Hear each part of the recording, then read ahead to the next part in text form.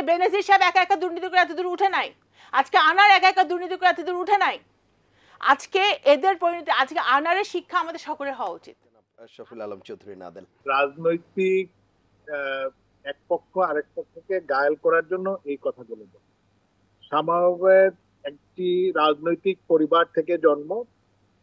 আমার বোন তিনি যেভাবে ঢালাও ভাবে যারা জনপ্রতিনিধি তাদেরকে তিনি হেয় করার জন্য এই কথাগুলো বললেন, এটা আমি মনে করি তিনি যে পারিবারিক তার যে ঐতিহ্য তার সঙ্গে সেটা মোটেই যায় না।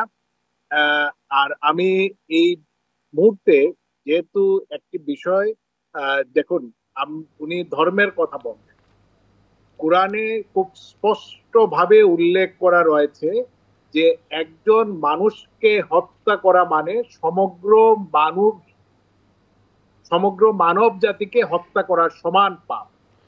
এটা শামাওয়াতরা তো ক্ষমতায় ছিলেন, তাদের যিনি তথাকথিত স্বাধীনতার ঘোষক তিনি কতজন মানুষ হত্যা করেছেন, বিএনপি যখন ক্ষমতায় ছিল তারা কতজন মানুষ হত্যা করেছেন, এই বিষয়গুলো তারা ভুলে যান। আসলে ব্যক্তি আনার তিনি যদি ভুল করে থাকেন, রাষ্ট্রের আইন আছে এবং তিনি নিশ্চয়ই সেটা ভোগ করবেন। তার বিরুদ্ধে যদি কোনো অভিযোগ থাকে দেশের আইনে সেই বিষয়গুলো সামনে আসবে। একজন মৃত মানুষকে যে নৃশংসভাবে তাকে কিভাবে হত্যা করা হয়েছে, আমি মনে করি সাংবাদিকতা বা টক শোয়ে এই বিষয়গুলো এত স্পষ্ট করে পোস্টমর্টেম করার কোনো বিষয় নয়। কারণ এই যে আমরা সাংবাদিকতা বা বাক স্বাধীনতার কথা বলি, বাক স্বাধীনতা মানে অন্যকে আমরা হেয় করব বা প্রতিপক্ষকে গায়েল করব, তার মানে কিন্তু বাক স্বাধীনতা নয়।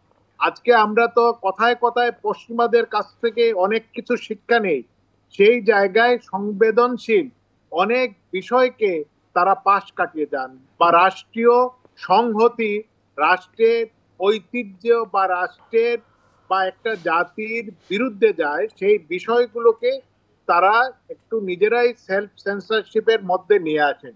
তো আমি মনে করি আমাদের এই আলোচনাটা ছোট বড় অনেকেই শুনছে, এই কারণে এখানে আমরা যে কথাগুলো বলবো, যে বর্ণনাগুলো দিব, সেগুলো যেন সকলের জন্য প্রযোজ্য হয়। কারণ এটা কোনো রেটেড বা এখানে কিন্তু তকমা লাগানো নেই যে এটা 18+। তো আমি মনে করি এই বিষয়গুলো আমাদের মনে রাখা উচিত।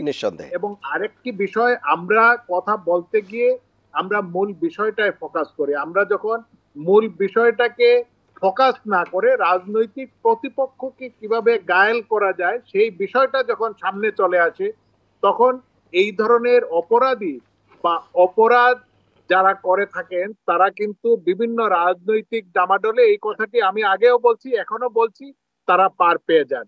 কারণ অপরাধীর কোনো দল নেই, কোনো দেশ নেই, কোনো ধর্ম নেই, কোনো আদর্শ নেই।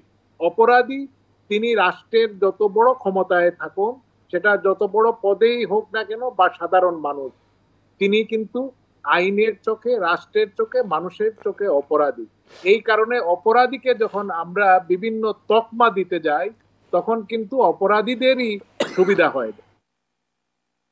আচ্ছা, আমি আপনিও ভাইয়ের কাছে আসেন, আমি একটু ওনার কথার জবাবটা দিয়ে আসি। কারণ উনি, আমি বলি পরিষ্কারভাবে বলতে চাই যে আমি কিন্তু যখন আমি সাংসদদেরকে বলি যে তারা মোটা দাগে বলি যে তারা দুর্নীতি করছে, আমি নাদিল ভাইকে বলতে চাই, আমি ব্যক্তিগতভাবে বহু আওয়ামী লীগের আমার বন্ধুদেরকে চিনি যারা আপনারা যে নির্বাচন ব্যবস্থাটাকে ধ্বংস করেছে আওয়ামী লীগ, সেটাকে তারা মনে মনে তারা পরিত্যাগ করে, তারা হেট করে, ঘৃণা করে। কারণ অনেক আওয়ামী লীগের ক্যান্ডিডেট আছে, ভালো ক্যান্ডিডেট, তারা সুষ্ঠু ভোটে হলে তারা বিপুল ভোটে জিতবে।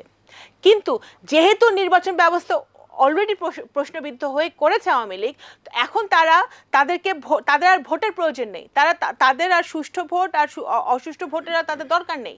এই জন্যই কিন্তু ব্যবস্থা হচ্ছে যে আপনার এই যে যারা বিনা ভোটে হচ্ছে তাদের জন্য কিন্তু যারা জেনুইন ভোটে আসতো আওয়ামী লীগের, তারাও কিন্তু রাগান্বিত হচ্ছে, তারাও কিন্তু ব্যথিত হচ্ছে।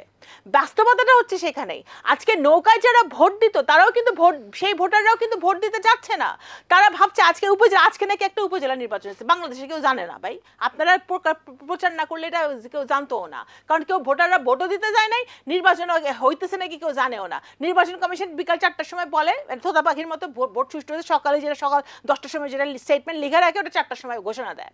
এখন সেই ব্যবস্থাটা, এই নির্বাচন ব্যবস্থার কারণেই কিন্তু আমাদের এই কথাগুলো বলতে হয়। আরেকটা কথা হচ্ছে যে তাহলে আপনারা আওয়ামী লীগ বলেন যে এমপি আনার একজন দুষ্কৃতিকারী, উনি ওনার নিজ দায়িত্বে উনি কাজগুলো করেছেন, সেটা তো আপনাদের তো ওন করতে হবে। আপনারা আপনাদের সুবিধা মতো বেনাজির, আপনাদের সুবিধা মতো আজিজকে ব্যবহার করবেন, তাদেরকে দিয়ে ভোট চুরি করাবেন, তাদেরকে দিয়ে ভোটাধিকার নষ্ট করাবেন, তাদেরকে দিয়ে আপনার ক্ষমতায় থাকবেন, আবার যখন সময় হবে তাদেরকে ডিজোন করবেন। আমরা এদেরকে চিনি না, আমরা আনারকেও চিনি না, আজিজকেও চিনি না, আমরা নিজেরা হলো সতী সাবিত্রী, একেবারে সব কিছুর ঊর্ধ্বে, এরা হলো 3 জন হলো দুর্নীতিবাজ। বাকি এটা তো হইলে হবে না রে ভাই, জনগণ তত বোকা না। আজকে আজিজ একজন নিজেই একা একা দুর্নীতি করে এত দূর উঠে নাই, তাকে সাহায্য করার লোক নিশ্চয়ই ছিল। আজকে বেনজির সাহেব একা একা দুর্নীতি করে এত দূর উঠে নাই, আজকে আনার একা একা দুর্নীতি করে এত দূর উঠে নাই। আজকে এদের পরিণতি, আজকে আনারের শিক্ষা আমাদের সকলের হওয়া উচিত। আমি কিন্তু অ্যাজ এ রাজনৈতিক কর্মী বলতেছি, বিএনপির কর্মী হিসেবে না। এইটা একজন রাজনীতিবিদের একটা বড় শিক্ষা হওয়া উচিত যে আমরা যে এই যে ভোগ, এই যে আপনার লোভ, এইটার থেকে কিভাবে দূরে থেকে নিজের এবং নিজের পরিবারকে, নিজের আত্মীয় স্বজনকে, নিজের